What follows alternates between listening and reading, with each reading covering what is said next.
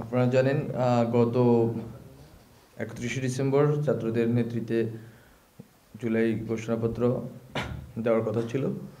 পরবর্তীতে সরকার এই বিষয়ে সবার সাথে কথা বলে এই ঘোষণাপত্র দেওয়ার ব্যাপারে উদ্যোগ নেওয়ার ঘোষণা দেন এবং গত 15 দিন 12-13 দিন আমরা যে এই ঘোষণাপত্র ছাত্রদের যে ঘোষণাপত্র আছে সেই ঘোষণাপত্র অবলম্বনে ঘোষণাপত্র একটা খসড়া আমরা প্রস্তুত করার চেষ্টা করেছি আমাদের অ্যাডভাইজরি কাউন্সিল থেকে এবং বিভিন্ন রাজনৈতিক দল স্টেক হোল্ডার যারা আছেন ওনাদের সাথে কথা বলার চেষ্টা করেছি, ওনাদের অভিমত নেওয়ার চেষ্টা করেছি।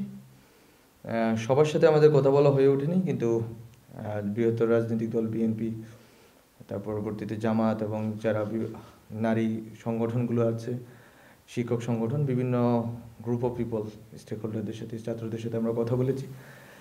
যেটা জানতে পেরেছি যে তারা সবাই প্রোক্লেমেশনের বিষয়ে একমত আছেন যে ঘোষণাপত্রটি দিতে হবে, কিন্তু ঘোষণাপত্রটি কবে এবং ঘোষণাপত্রটির ভিতরে কি কি কন্টেন্ট থাকবে সেই বিষয়ে এখন আমরা ঐকমত্যে পৌঁছাতে পারিনি।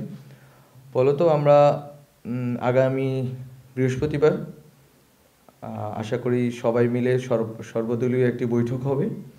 বৈঠকের স্থান এখন নির্ধারিত হয়নি, কিন্তু বৈঠকটি হবে এবং যাদের সাথে আমাদের যোগাযোগ হয়েছে ইতিমধ্যে রাজনৈতিক দল এবং বিভিন্ন পক্ষ, তাদের অলরেডি আমরা বলেছি বা তাদের কাছ থেকে এক ধরনের বক্তব্য পেয়েছি যে এইভাবে করা সম্ভব এবং আশা করি আগামী পরশু বৃহস্পতিবার এই বৈঠকের ভিতর দিয়ে একটা ঐকমত্যের ভিত্তিতে একটি দলিল প্রণীত হবে এবং সেদিনেই আমরা কবে ঘোষণাপত্রটি জারি করব এবং সরকার কিভাবে ঘোষণাপত্রটি জারি করার ক্ষেত্রে ভূমিকা রাখবে তা স্পষ্ট হবে।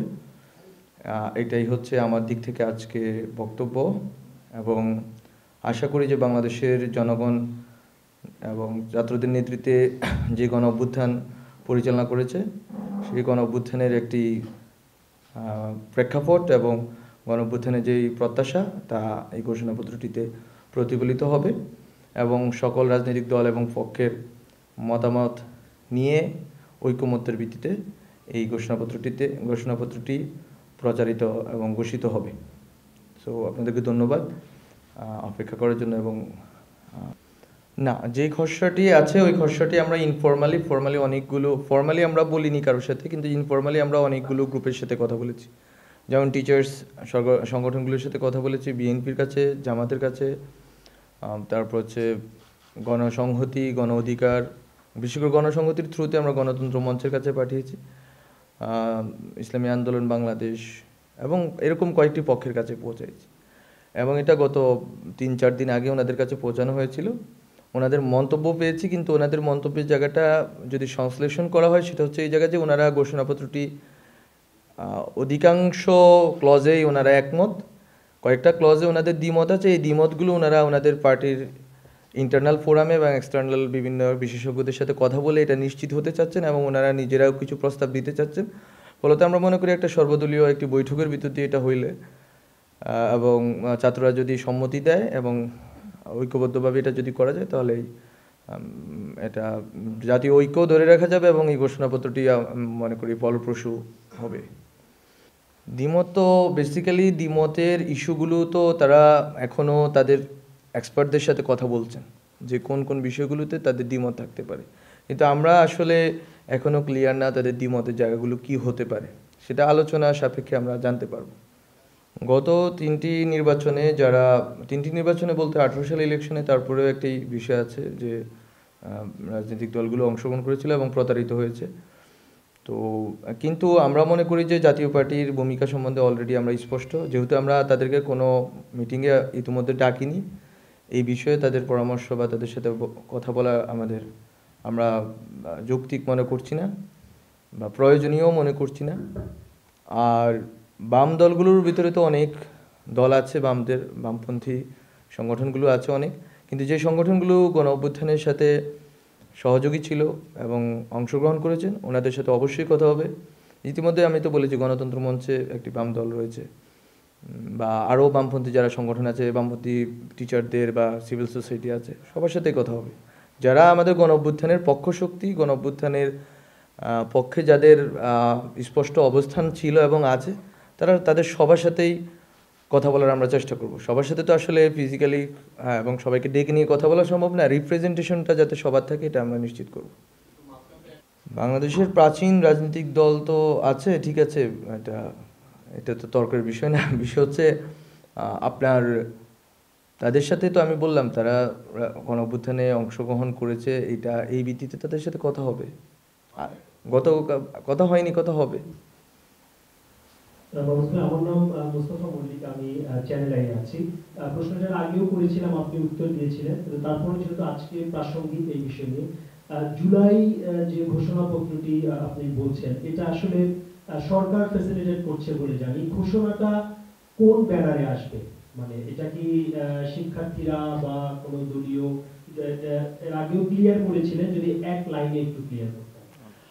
বিষয়টা হচ্ছে যে we want to recreate the whole 3rd August আর হচ্ছে 5th অগস্ট। আমরা যদি চাই যে 3rd অগস্টে 5th অগস্টে আমরা যেভাবে কোনো ব্যানার ছাড়া জনগণ ঐক্যবদ্ধভাবে ছাত্রদের নেতৃত্বে উপস্থিত ছিল, সেম ঘটনাটা আমরা রিক্রিয়েট করতে চাচ্ছি, যেখানে আমরা আশা করি যে ডক্টর মোহাম্মদ ইউনূস স্যার এবং অন্যান্য যারা রাজনৈতিক দলের নেতৃবৃন্দ আছেন সবাই উপস্থিত থাকবে। ডক্টর মোহাম্মদ ইউনূস স্যার উনিও উপস্থিত থাকার সম্ভাবনা আছে।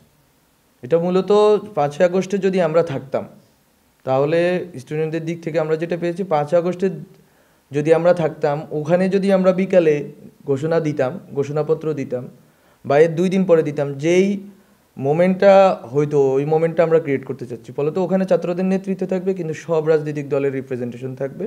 ডক্টর মোহাম্মদ ইউনূস স্যার থেকে শুরু করে রাষ্ট্রের বিভিন্ন যারা দায়িত্বশীল আছেন, বিশেষ করে অ্যাডভাইজারি কাউন্সিলের অ্যাডভাইজার, ওনারাও থাকতে পারেন। সময় তো নেওয়াটা যৌক্তিক, ওনারা সময় নিতে পারেন, কিন্তু আমরা চাচ্ছি যে ওনারা সময় নিন, সেটা সমস্যা না, কিন্তু 2 পৃষ্ঠা বা 3 পৃষ্ঠার একটি বিষয়ে এবং এই জাতীয় গুরুত্বপূর্ণ বিষয় ওনাদের পর্যালোচনা যেরকমভাবে, এটা একটা সীমিত কয়েকটা বাক্য, অ্যাট দ্য সেম টাইম এটা তো জাতীয় গুরুত্বপূর্ণ একটি ইস্যু, এটা এত বড় একটি অভ্যুত্থানের যেহেতু দলিল, ফলত আমরা মনে করি ওনারা সময় নিতে পারেন, কিন্তু সময়টা যাতে এমন না হয় যার কারণে হচ্ছে যে অন্যদের ভিতরে এক ধরনের উত্তেজনা অথবা এক ধরনের সংশয় তৈরি হয়। ফলত সবাইকেই এক ধরনের সংযমের দিকে যেতে হবে। ছাত্ররা যেরকম কালকে ডেডলাইন ঘোষণা করেছে, ছাত্রদের দিক থেকে তো এক ধরনের আমরা এক ধরনের চাপ অনুভব করছি যে কালকে ওনারা যদি, আমরা কালকে তো দিতে পারছি না। আবার বিএনপির জায়গা থেকে ওনাদের দাবিও যৌক্তিক যে ঠিক আছে সময় লাগবে, ওনাদের একটু বোঝাপড়া দরকার আছে, অন্যান্য স্টেক হোল্ডারদের সাথে কথা বলা দরকার আছে, কিন্তু সব মিলিয়ে আমরা চাচ্ছি যে সময়টা ওনারা সব পর্যালোচনা করেই বৃহস্পতিবার পরশু বসেন আমাদের সাথে, ডক্টর মোহাম্মদ ইউনূস স্যার উপস্থিত থাকবেন এবং বসে কথা বলেন। ওনারা যত ধরনের পর্যালোচনা আছে সবগুলো ইতিমধ্যে যেহেতু যাবে সবার কাছে, সবাই বসে কথা বলেন। কথা বললে হয়তো এটা একটা আমরা স্পষ্ট হয়ে যেতে পারবো যে কোথায় আমরা গিয়ে দাঁড়াতে চাচ্ছি এবং কতটুকু কাটছাট অথবা কতটুকু যোগ বিয়োগ করতে হবে। আমরা মনে করি যে এটা হয়ে যাবে, এটা সম্ভব হবে। পরশু আমরা একটা শুনতে পাবো যে এটা কিভাবে হচ্ছে, এটার ভিতরে কি আছে, কবে এটা ঘোষণা হবে। Last question.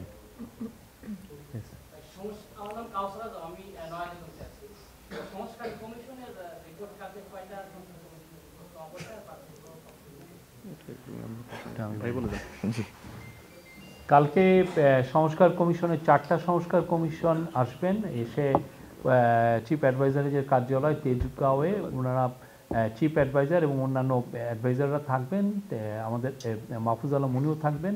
ওনাদের কাছে এইটা হ্যান্ড ওভার করবেন, করার পরে এটা নিয়ে একটু আলাপ হবে, পুরো জিনিসটা ওরা বলবেন যে কি কি ফাইন্ডিংস আছে, কি কি বিষয় আছে, বিশদ বর্ণনা থাকবে। থাকার পরে যেটা হবে যে 1:30টা পর্যন্ত আমরা এক্সপেক্ট করছি এই মিটিংটা হবে।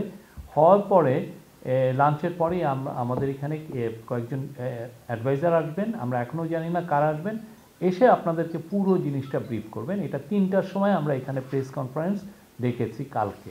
Thank you. Thank you.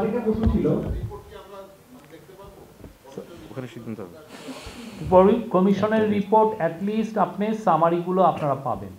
হ্যাঁ, আমরা ফুলটা অবশ্যই যখন ডিসকাশন হবে যেটা পলিটিক্যাল পার্টির সাথে, সেটা ওইটা পলিটিক্যাল পার্টির সাথে হবে, বাট আপনার কি পয়েন্টগুলো সেগুলো অবশ্যই আমরা আপনাদেরকে জানাবো।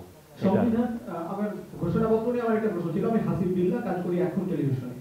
আমার প্রশ্ন হচ্ছে, জুলাই ঘোষণাপত্র এটা কি সংবিধানে লিপিবদ্ধ হবে কিনা, এবং সেটা যদি হয় সেটা কিভাবে, গণপরিষদ নির্বাচনের মাধ্যমে নাকি জাতীয় নির্বাচনের মাধ্যমে, যেটি নির্বাচিত সরকার এসে তারা লিপিবদ্ধ করবেন বা সন্নিবেশিত করবেন?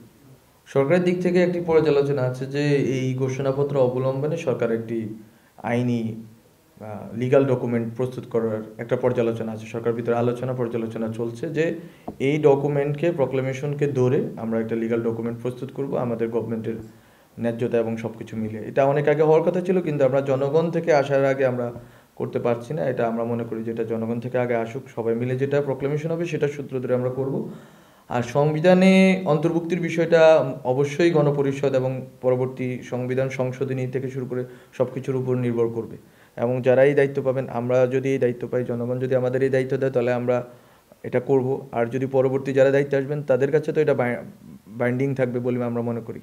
কারণ আমরা মনে করি আগামী নির্বাচনে যারাই জিতবেন না কেন, তারা অবশ্যই গণ অভ্যুত্থানের শক্তি হবেন এবং তারা এই প্রক্লেমেশনকে ধারণ করেই জনগণের কাছে যাবেন, জনগণ থেকে নির্বাচিত হবেন।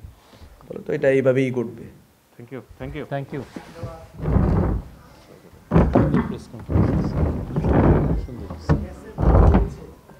এগুলো নিয়ে আলাপ করে